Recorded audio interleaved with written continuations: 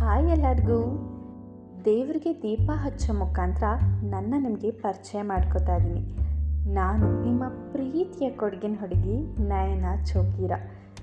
ಮೂಲತಃ ಕೊಡಗಿನವಳು, ಆದರೆ ಹೊಟ್ಟೆ ಪಾಡಿಗಾಗಿ ಬೆಂಗಳೂರಿಗೆ ಬಂದೆ.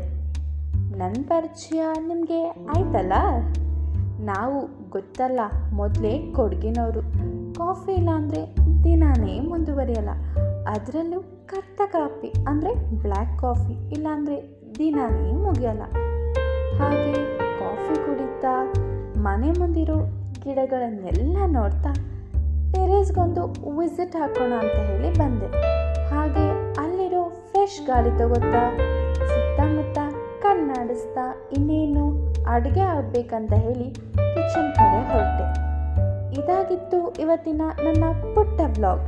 ಈ ನಿಮ್ಮ ಕೊಡಗಿನ ಹುಡುಗಿಯ ಪುಟ್ಟ ಹೆಜ್ಜೆಗೆ ದೊಡ್ಡ ಸಪೋರ್ಟ್ ಸಿಗಲಿ ಅಂತ ಹೇಳ್ತಾ ಈ ವ್ಲಾಗ್ನ ಮುಖಾಂತರ ಕೇಳ್ಕೊತಾ ಇದ್ದೀನಿ. ಹಾಗೆ ಮರಿಬೇಡಿ, ಲೈಕ್ ಮಾಡಿ, ಶೇರ್ ಮಾಡಿ, ಕಮೆಂಟ್ ಮಾಡಿ, ಸಬ್ಸ್ಕ್ರೈಬ್ ಮಾಡಿ. ಬಾಯ್.